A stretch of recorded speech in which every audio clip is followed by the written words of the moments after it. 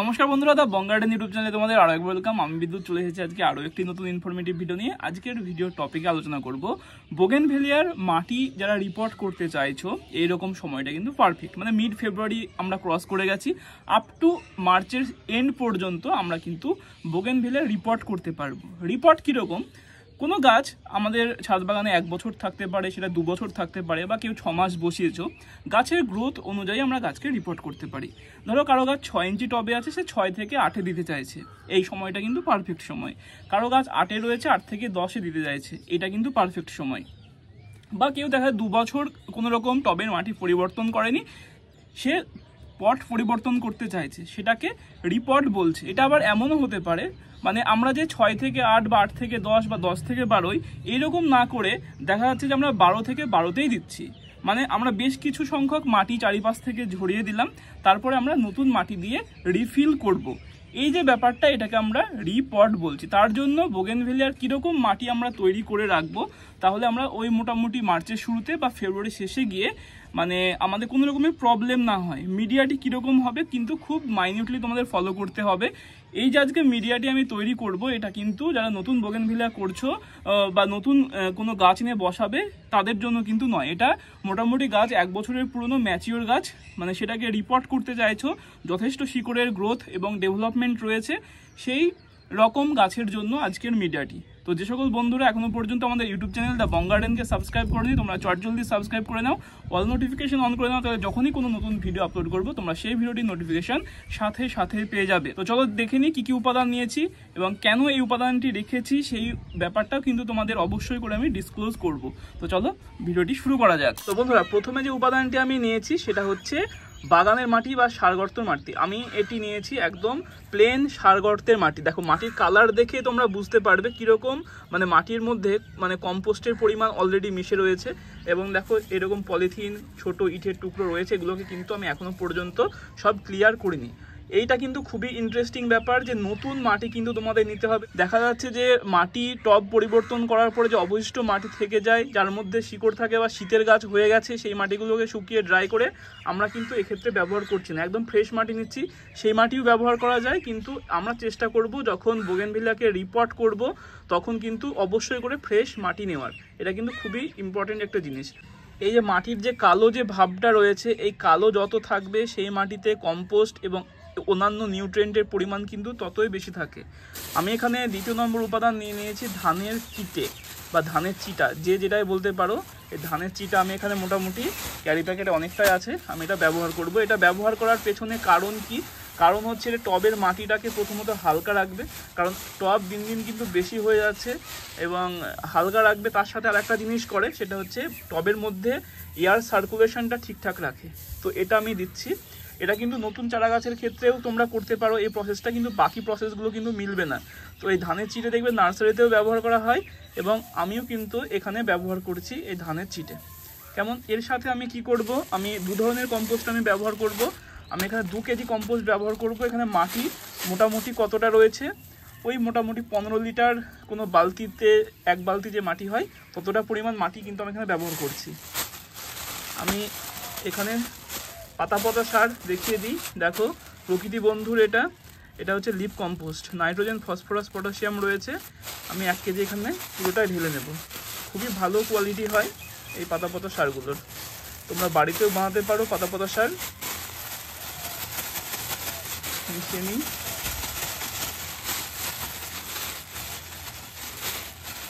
এক কেজি গেল এখানে পাতা সার, এটাকে আমি চারিদিকে এরকম করে ছড়িয়ে দেবো।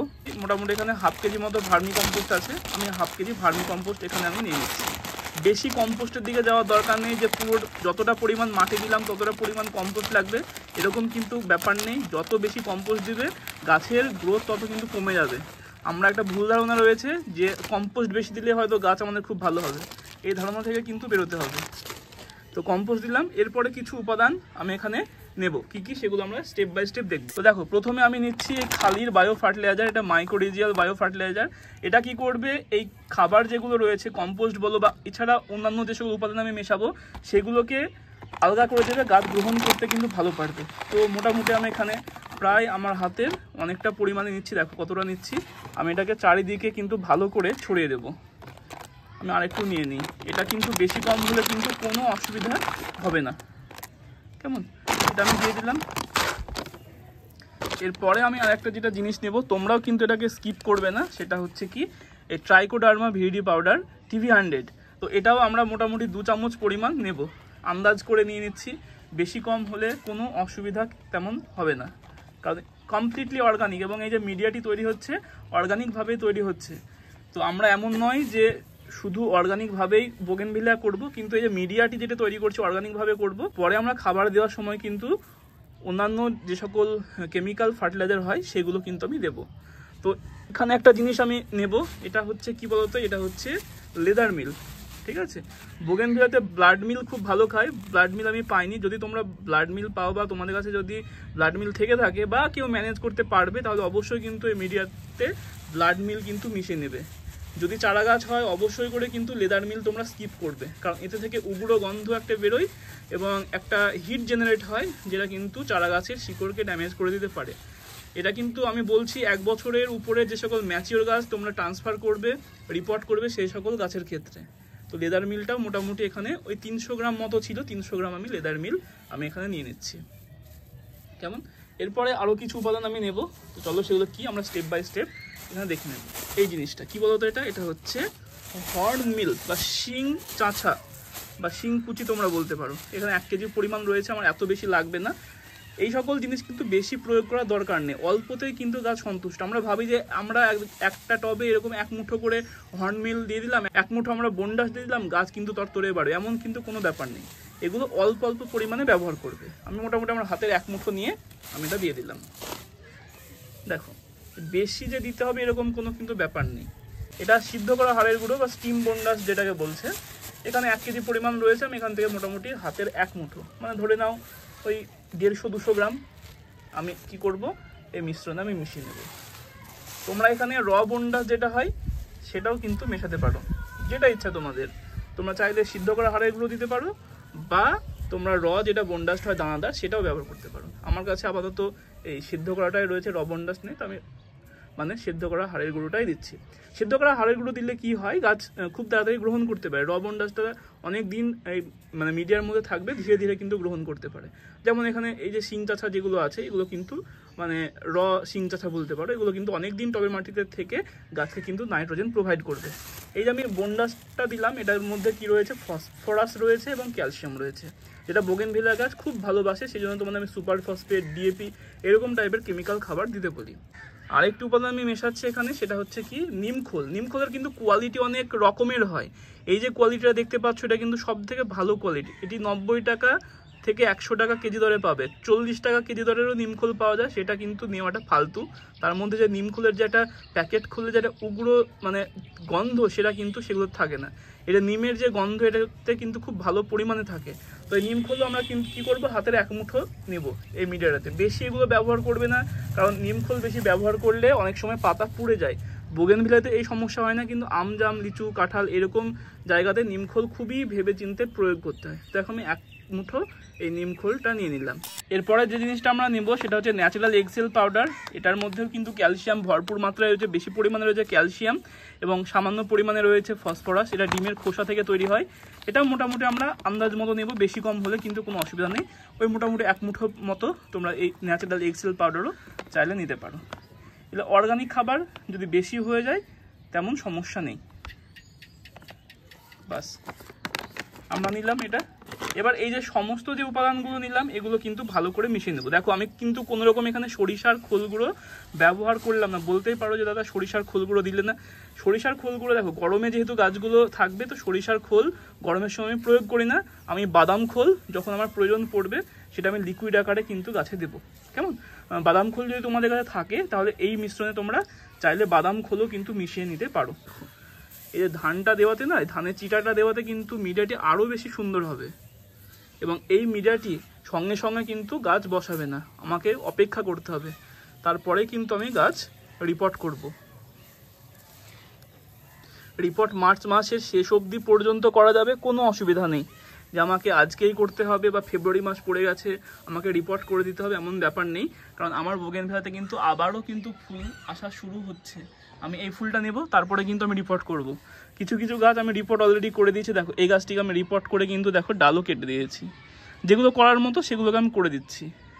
এটা পিক্সি দেখো কিছুদিন আগেই কাটা, এদিকে ডাল ছিল কেটে দিয়েছি এবং এগুলোকে চারা হিসাবেও কিন্তু বসিয়ে দিয়েছি।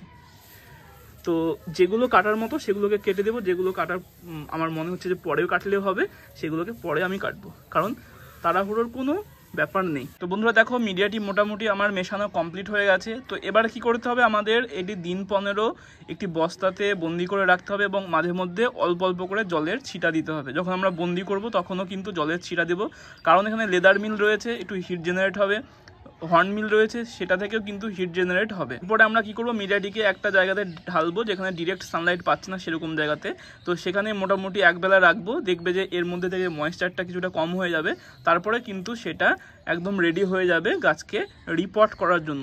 তো এটা কিন্তু একদম পারফেক্ট রিপোর্টের মিডিয়ার জন্য, কারণ রিপোর্ট করতে গেলে কিন্তু আমরা মোটামুটি ওই 20% মতো মাটি ঝরাই, সেক্ষেত্রে আমরা ব্যবহার করব। যদি আমরা 8 থেকে 10 ইঞ্চিতে দিই তাহলেও কিন্তু আমরা এই মিডিয়া ব্যবহার করব। যদি তোমাদের মিডিয়ার সাথে এই মিডিয়া ম্যাচ করে যায় তাহলে আমাকে অবশ্যই করে কমেন্ট সেকশনে জানিও যে দাদা আমরাও কিন্তু এরকমভাবেই মিডিয়া তৈরি করি। এবার অনেকের মনে প্রশ্ন হতেই পারে যে দাদা আমরা এত কিছু না ব্যবহার করে যদি প্লেন মাটি দিয়ে যদি আমরা রিপোর্ট করি তাহলে কি হবে? একদম হবে।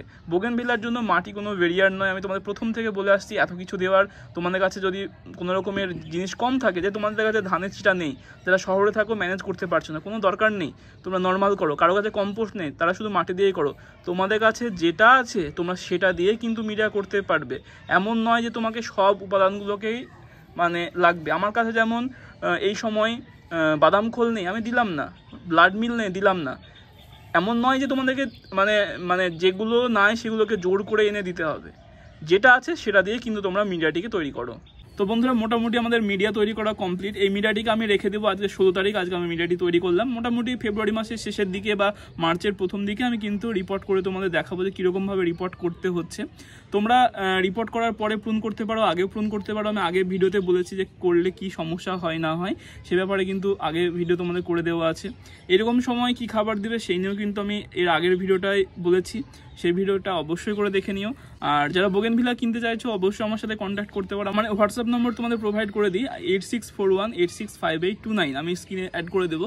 তোমরা এই নম্বরে কিন্তু অনলি হোয়াটসঅ্যাপ করবে, বারবার করে বলছি কেউ কল করো না, কারণ সবার কল ধরা সম্ভব নয়, অতটা টাইম হয়ে উঠবে না যে সবাইকে পার্সোনালি মানে কথা বলার। তোমরা হোয়াটসঅ্যাপ করো, অবশ্যই করে প্রত্যেককে কিন্তু রিপ্লাই করে দেওয়া হয়। সে যাই হোক, পিছনে রয়েছে টমেটো কি পরিমাণে ধরেছে তোমাদের আপডেট আমি কিন্তু ভিডিওর মাঝে মাঝে দিয়ে দিচ্ছি। দেখো কিন্তু কি পরিমাণে আগে ভিডিও করে দিয়েছি। যারা চাষি বন্ধু আছো তাদের জন্য কিন্তু এই টমেটোর ভিডিওটা কিন্তু খুবই খুবই গুরুত্বপূর্ণ। কীরকমভাবে এত পরিমাণে টমেটো ধরানো যায় সেটা কিন্তু অবশ্যই করে তোমরা দেখো। 12 ইঞ্চি টবে রয়েছে, 2টো গাছ রয়েছে, দেখো চারিদিকে টমেটো। অবশ্যই করে তোমরা কিন্তু ভিডিওটি দেখো, কারণ তোমাদের যারা চাষাবাদ করছো অবশ্যই করে দেখা উচিত। কি পরিমাণে টমেটো দেখো ধরেছে চারিদিকে, মোটামুটি 150+ টমেটো রয়েছে গাছটিতে বর্তমানে। এবং সাইজ কিন্তু যে খারাপ হয়ে যায় টবে বলে এমন নয়, যথেষ্ট বড় বড় সাইজ। আমি যখন পারবো কত কেজি হচ্ছে তোমাদের সেটাও কিন্তু আমি ওয়েট করে দেখাবো। অনেক গুরুত্বপূর্ণ ভিডিও রয়েছে তা বং গার্ডেন ইউটিউব চ্যানেলে। কেউ যে প্রথম এই ভিডিওটা দেখছো এই ভিডিওটা দেখেই চলে যেও না, অনেক ভিডিও রয়েছে সেগুলোকে দেখো। বাগান রিলেটেড কোনো প্রবলেম তোমাদের থাকবে না, সেটা আমি হলফ করে বলতে পারি। চলো টাটা, ভালো থেকো, সুস্থ থেকো, আবার দেখা হচ্ছে নেক্সট এপিসোডে।